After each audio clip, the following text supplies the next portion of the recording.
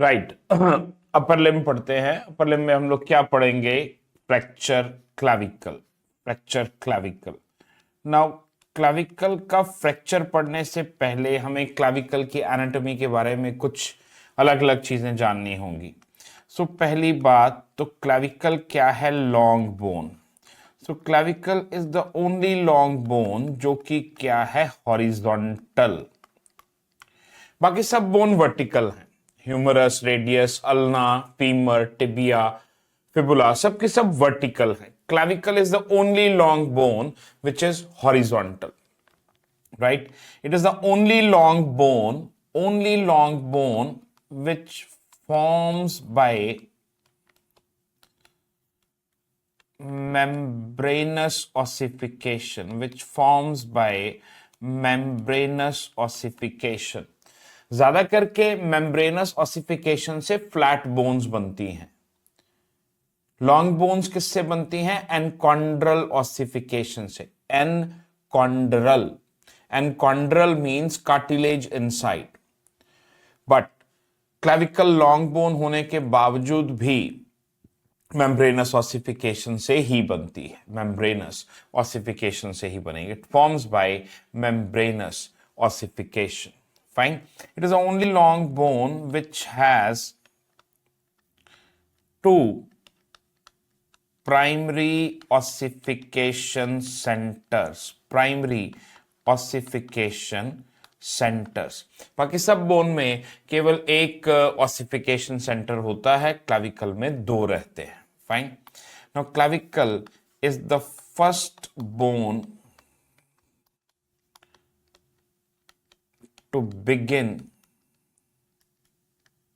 ossifying, is the first bone to begin ossifying। 5 से लेके 6 हफ्ते वाली एज में ही इसमें ossification शुरू हो जाती है।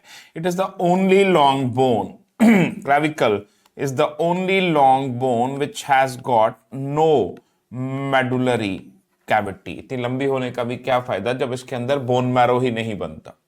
It has got no bone marrow cavity, no medullary cavity। इसीलिए सारी की सारी बोन कैंसलस है, एकदम सॉफ्ट स्पॉन्ज जैसी bone. That is why it is the most commonly fractured bone overall.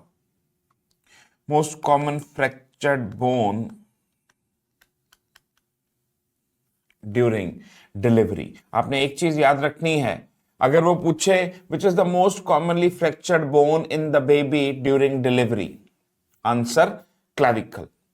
अगर वो आपसे पूछे which is the most commonly fractured bone during difficult delivery, answer humerus. Fine, फर्क। ओके।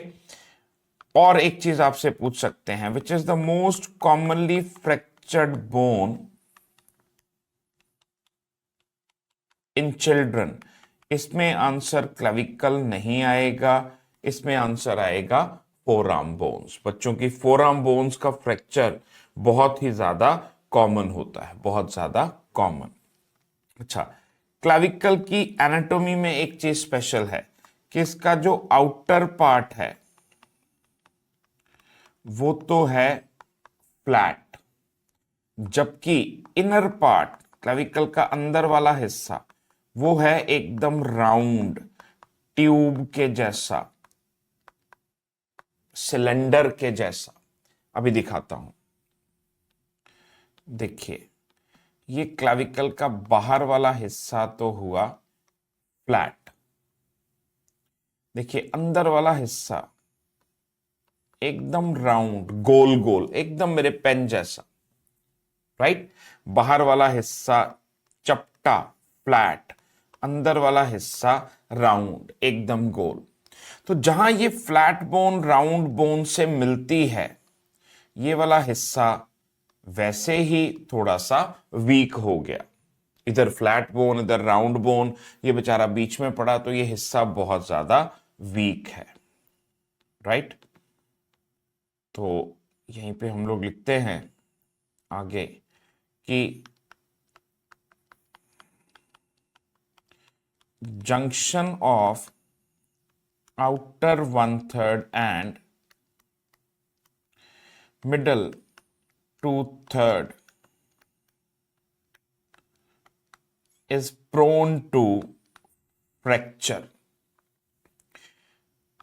एक तो ये क्योंकि डिस्टर्ब्ड एनाटॉमी है, one reason is this that outer 1/3 is flat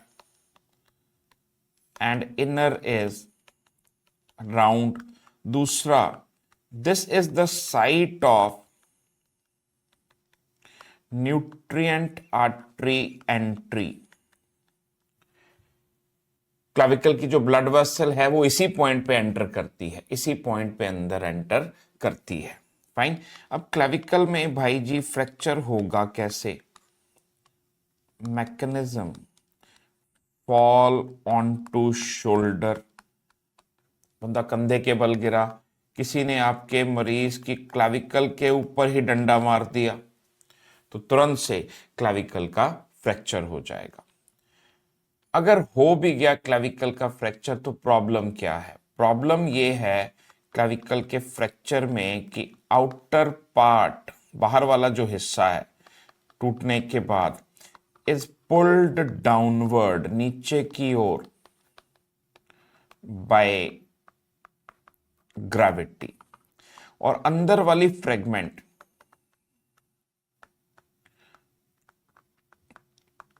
is pulled up, वो ऊपर की ओर खिंच जाती है, इज पुल्ड अप बाय स्टर्नोक्लीडोमास्टोइड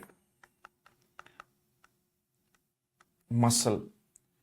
अब बोन ये जो है, almost entire bone is cancellous, उसके कारण होती है rapid healing. That is why malunion is considered to be most common complication. Is considered to be most common complication. Most common complication. Right? अब बात करते हैं इसकी ट्रीटमेंट में क्या करना है। ट्रीटमेंट, क्लाविकल फ्रैक्चर अगर हो ही गया, सो ट्रीटमेंट में क्लाविकल फ्रैक्चर अगर तो है यूनिलेटरल, क्लाविकल फ्रैक्चर है अनडिस्प्लेस्ड, अपनी जगह से नहीं हिला, तो सिंपल ट्रीटमेंट है triangular arm sling. Triangular arm sling. अगर क्लाविकल का फ्रैक्चर बाइलेटरल है या क्लाविकल का फ्रैक्चर डिस्प्लेस्ड है, दोनों फ्रेगमेंट एक दूसरे से हिली हुई हैं, एक दूसरे से थोड़ा सा दूर जा चुकी हैं, उस स्थिति में आपने क्या यूज करना है? Figure of 8 brace.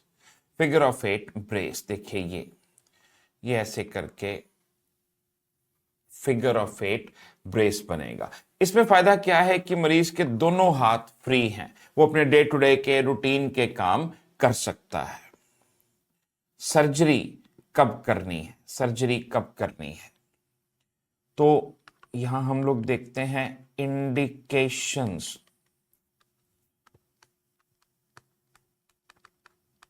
Of surgery. Neurovascular injury. Neurovascular injury clavicle के जस्ट नीचे पड़ी रहती हैं, सबक्लेवियन आर्टरी, वेन और ब्रेकियल प्लेक्सस। ये क्या है? It is least common but most serious complication है, बहुत कम कॉमन, बट अगर हो गई तो बहुत मुश्किल है। Least common but most serious complication. इस स्थिति में आपको सर्जरी करनी पड़ेगी, आपको सर्जरी करनी ही पड़ेगी। If the fracture is at end of the bones, चाहे मीडियल हो चाहे लेटरल हो, अगर वहां फ्रैक्चर है तब आपको सर्जरी करनी ही पड़ेगी, तब आपको सर्जरी करनी ही पड़ेगी। फाइन। अगर ये ओपन फ्रैक्चर है तब भी सर्जरी करनी पड़ेगी। फाइन। अगर ओवरलैप जो है इज मोर देन 2 सेंटीमीटर। देखो मान लीजिए ये आपके मरीज की क्लैविकल थी। लो जी, क्लैविकल के हो गए 2 टुकड़े, 1 और 2। अब ये दोनों ओवरलैप कर गए,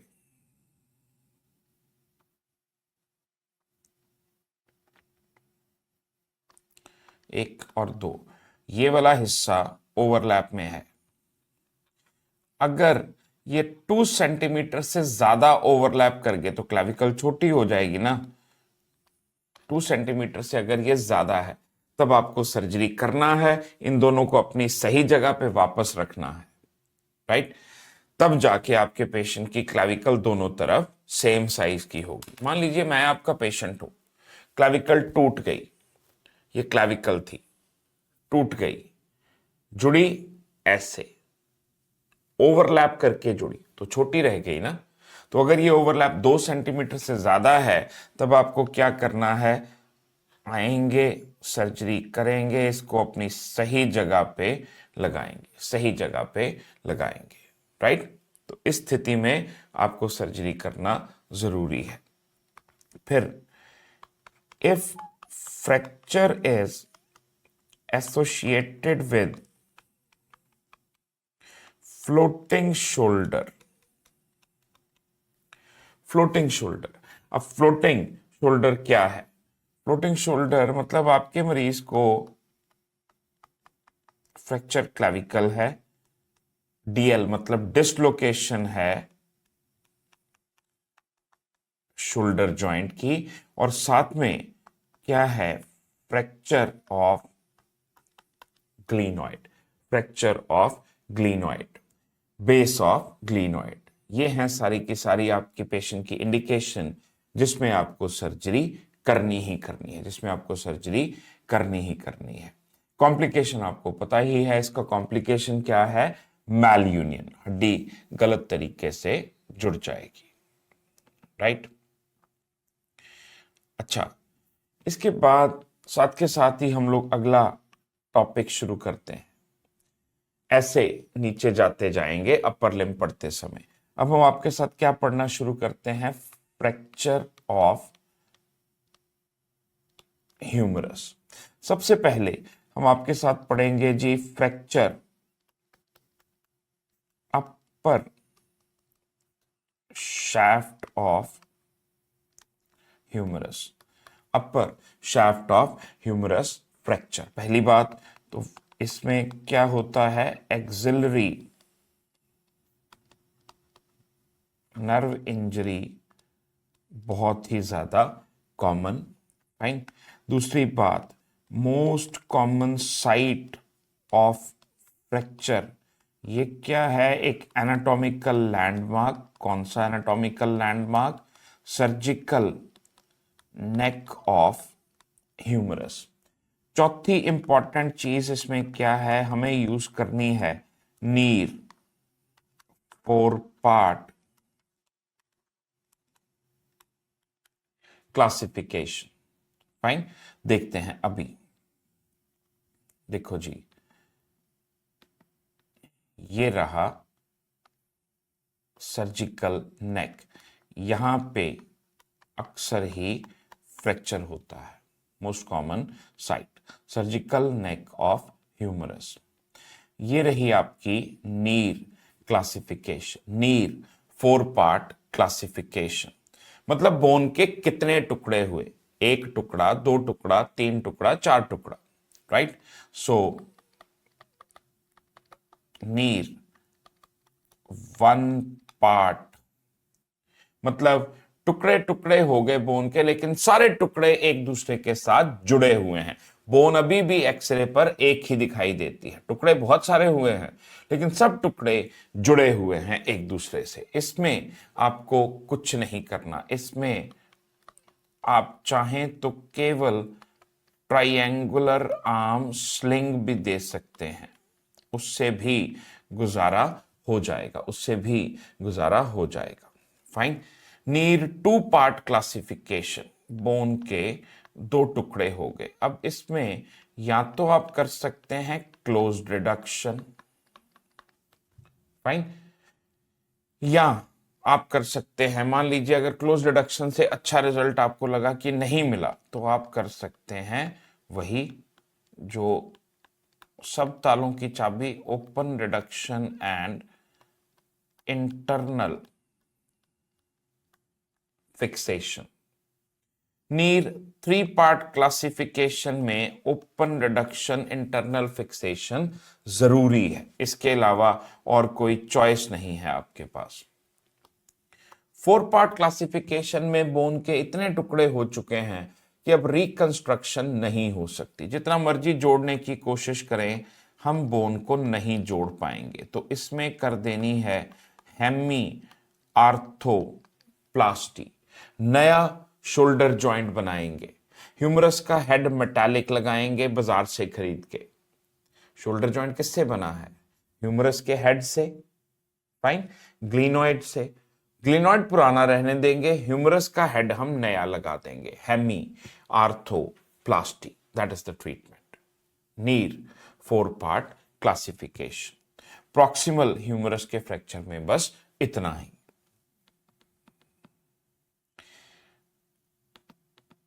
आगे हम लोग क्या देखते हैं आपके साथ, मिड शैफ्ट का fracture. Fracture mid shaft of humerus. अच्छा, इसमें एक और इंक्लूडेड होता है, Holstein Lewis fracture. Holstein Lewis fracture. Holstein Lewis fracture में क्या स्पेशल है? It is fracture of junction of proximal 2/3 and distal 1/3, plus इसमें होती है रेडियल नर्व इंजरी। जब तक रेडियल नर्व इंजरी नहीं हो हम उसको होल्स्टिन लेविस फ्रैक्चर नहीं बुला सकते। अब इसमें हम लोग सबसे पहले ये पढ़ते हैं mid shaft of humerus fracture. इसमें क्या आएगा? इसमें हमें देखना है कि आपके पेशेंट में अगर फ्रैक्चर हो गया तो रेडियल नर्व इंजरी के किस किस तरह के क्लिनिकल फीचर आएंगे, कैसी रेडियल नर्व इंजरी होगी। फाइन, तो रेडियल नर्व इंजरी, आपको मालूम है रेडियल नर्व इंजरी से क्या होता है? Wrist drop. ऐसे आपका मरीज ऐसे करेगा और उसके बाद अपनी बाजू को, अपनी रिस्ट को सीधा नहीं कर पाएगा। That means there will be no extension of the wrist joint. दिखाता हूं अभी। सी, ऐसे इसके बीच में ये फंस जाती है रेडियल नर्व, यहीं से निकल रही होती है।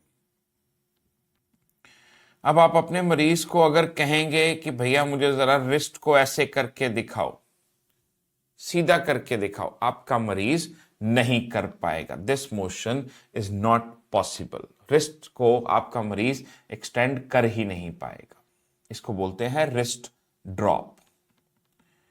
अच्छा, रेडियल नर्व की जो इंजरी है अलग अलग तरीके से होती है, अलग अलग तरीके से रेडियल नर्व की इंजरी होगी। कैसे?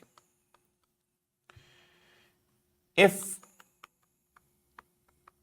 Radial nerve injury presents immediately after accident, तो वो इंजरी कैसी होगी? न्यूरोपरेक्सिया। आपको पता है न्यूरोपरेक्सिया एक तरह की नर्व इंजरी है जो 6 हफ्ते में ऑटोमेटिकली हील कर जाती है। 6 हफ्ते में ऑटोमेटिकली हील कर जाती है, right? Now if radial nerve injury is not present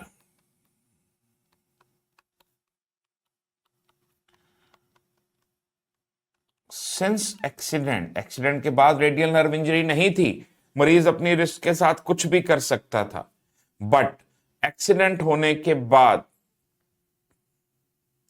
मरीज की रिस्ट ठीक थी, लेकिन जब डॉक्टर ने बाजू को एग्जामिन किया, प्लास्टर लगाया, उसके बाद से मरीज अपनी रिस्ट नहीं उठा पा रहा। So radial nerve injury is not present since accident but develops only after manipulation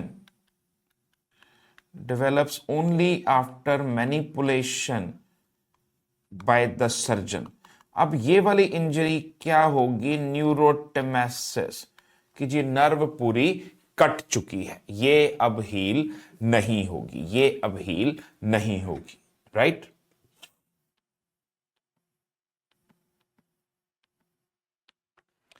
अब देखते हैं कि अलग अलग तरह के फ्रैक्चर्स की अलग अलग ट्रीटमेंट क्या है। ये इमेज मिसिंग थी, जरा ये लगानी थी। तो if there is no nerve injury, अगर शाफ्ट ऑफ ह्यूमरस का फ्रैक्चर है परंतु कोई नर्व इंजरी साथ में नहीं है, राइट? उस स्थिति में क्या ट्रीटमेंट है? आप या तो यू स्लैब लगा सकते हैं, ये वाली, या आप लगा सकते हैं हैंगिंग कास्ट। अगर रेडियल नर्व इंजरी है, परंतु कैसी है रेडियल नर्व इंजरी? जस्ट न्यूरोपरेक्सिया है, तो जस्ट न्यूरोपरेक्सिया है, उस सिचुएशन में आपने क्या यूज करना है? कॉकअप स्प्लिंट।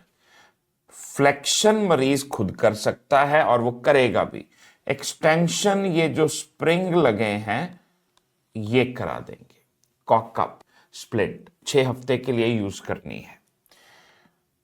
अगर मान लीजिए नर्व इंजरी थोड़ी भयानक है, मैनिपुलेशन के बाद हुई है, सर्जन की ट्रीटमेंट के बाद हुई है, मतलब अगर नर्व इंजरी न्यूरोटेमेसिस है,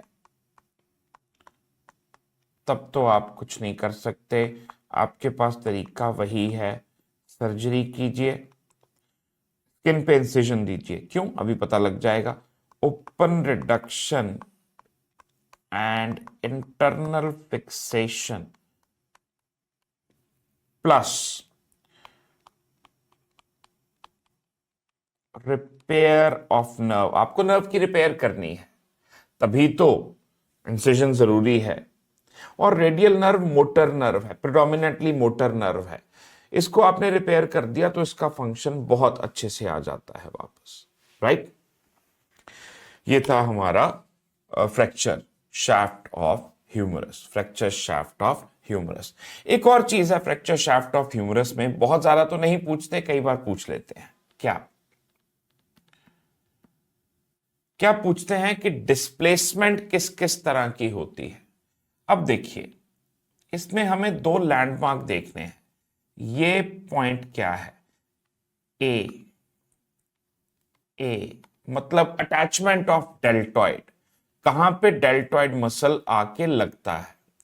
अगर फ्रैक्चर इसके ऊपर हुआ तो डिस्प्लेसमेंट अलग, अगर फ्रैक्चर इसके नीचे हुआ तो डिस्प्लेसमेंट अलग तरीके की होती है। देखते हैं कैसे। So if fracture line is proximal to deltoid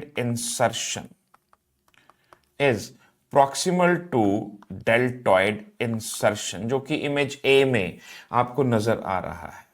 fine. अब इसमें क्या होगा? इसमें आप देखते हैं कि जो प्रॉक्सिमल फ्रेगमेंट है, पी यानी प्रॉक्सिमल फ्रेगमेंट, ऊपर वाली फ्रेगमेंट, वो क्या होगा, उसको अंदर की ओर खींच जाएगा, वो अंदर की ओर खिंच जाएगी, अंदर की ओर खिंच जाएगी। Okay, so proximal fragment is pulled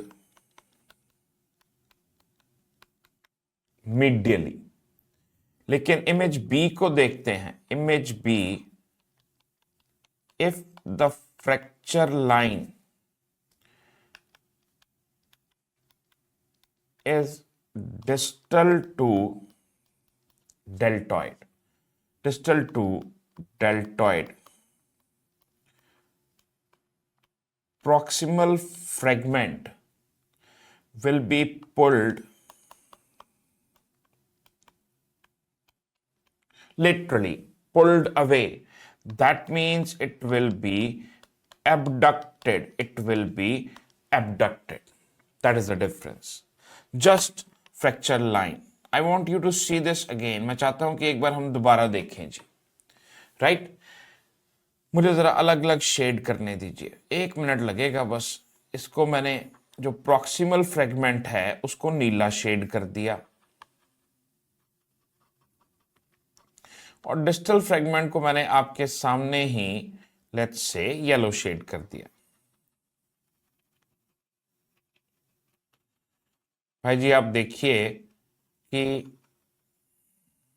पहली इमेज में प्रॉक्सिमल फ्रेगमेंट जा रही है अंदर की ओर, और दूसरी में आप देखिए कि प्रॉक्सिमल फ्रेगमेंट जा रही है बाहर की ओर। सारा खेल किसका है? डेल्टॉइड मसल की अटैचमेंट का, डेल्टॉइड मसल की अटैचमेंट का। अगर फ्रैक्चर डेल्टॉइड मसल की अटैचमेंट से ऊपर है तो प्रॉक्सिमल फ्रेगमेंट अंदर को आएगी, अगर फ्रैक्चर डेल्टॉइड मसल की अटैचमेंट के नीचे है तो प्रॉक्सिमल फ्रेगमेंट बाहर की ओर जाएगी, प्रॉक्सिमल फ्रेगमेंट बाहर की ओर जाएगी। बस इतना सही है इसमें, राइट? अगले टॉपिक पढ़ेंगे अभी थोड़ी देर में अपर लिम्ब के।